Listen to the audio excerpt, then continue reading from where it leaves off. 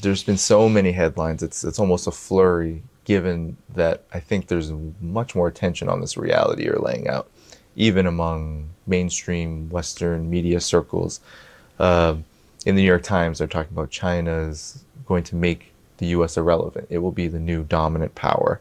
The Economist is talking about China is now cool.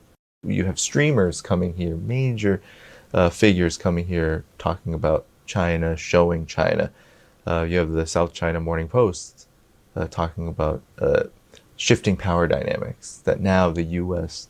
needs to talk to China and needs to conduct relations with China on a completely equal footing. There is this acknowledgement of a reality that things have changed in this relationship quite dramatically. Maybe talk about that. What gave rise to this change?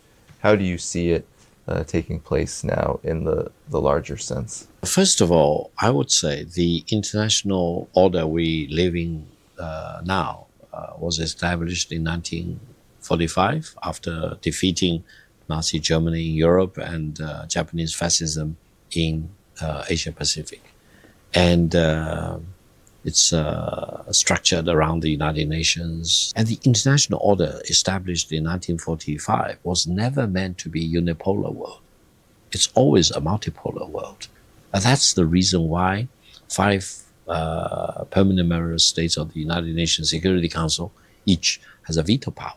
Since 1945, there were ups and downs in international relations, geopolitical movements, etc. But China has always been very much at the head table. China was the first country to sign the UN treaty, actually.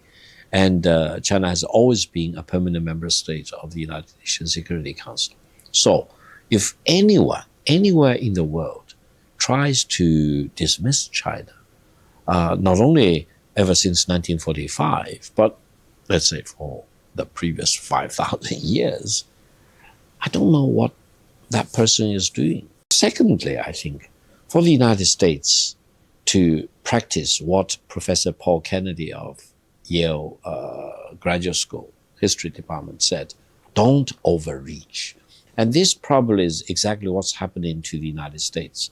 For the US government to publicly announce their policy prohibiting all the countries in the world from using Huawei chips is a typical example of overreach. Practicing overreach will exhaust you, will eventually weaken will hollow out your overall strength and will make you a secondary country. China does not want to see the decline of the United States. I believe China's peaceful rise is not premised on the decline or the demise of the United States. I think China and the United States can coexist very well. President Xi Jinping of China said the Pacific is big enough to accommodate a very successful United States and a very successful China.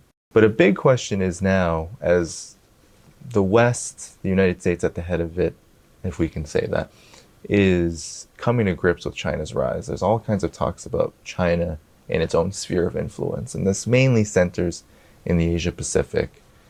But really, in terms of the entire global South and global majority, what's your assessment of this? Will China, as it rises, seek its own sphere of influence, or will it do something different?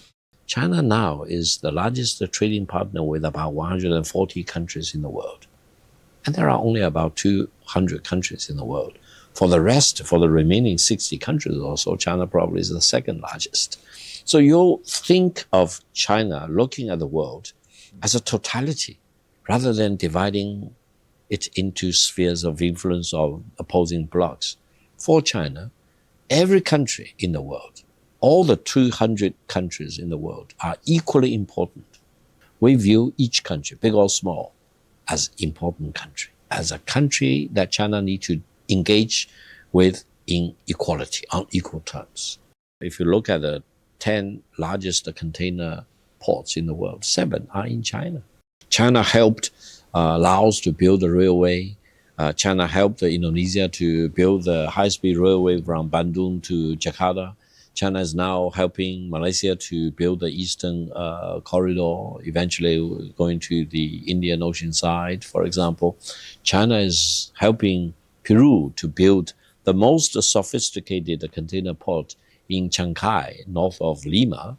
And China is working with Brazil to build highways and railways connecting the Atlantic coast to the Pacific coast, linking with the Chancay port.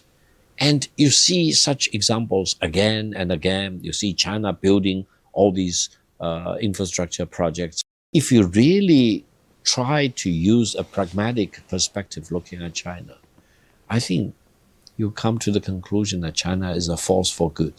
China is promoting free trade, and China is working very hard, using their brain power and the muscles and the bones, try to produce for the benefit of all the consumers in the world.